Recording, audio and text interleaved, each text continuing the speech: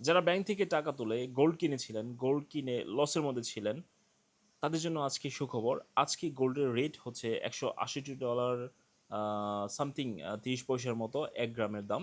তো হাইস্ট এটার প্রাইস হয়েছিল $175।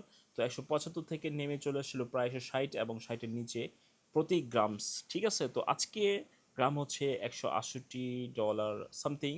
দ্যাট মিনস গতবারের চেয়ে বা আগের চেয়ে এখনকার গোল্ডের রেট ঊর্ধ্বগতির দিকে।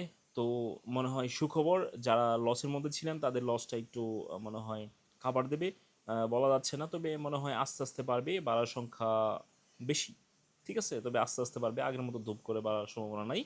তো চিন্তার কোনো কারণ নাই, সবাই একটু ধৈর্য ধরেন, অপেক্ষা করেন, ইনশাল্লাহ আপনাদের লস হবে না এবং এটা কাভার হয়ে যাবে। গোল্ডের রেট মনে হয় বাড়বে, বাড়ার সম্ভাবনা আছে।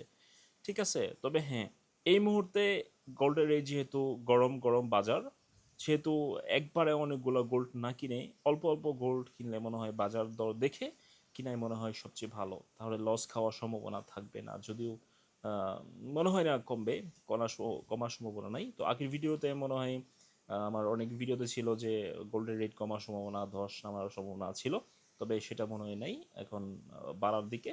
তো আশা করি সবাই বুঝতে পারছেন এবং ভালো থাকবেন। ঠিক আছে, বেশি বেশি করে গোল্ড কিনবেন, গোল্ড কিনা স্টোর করে রাখবেন।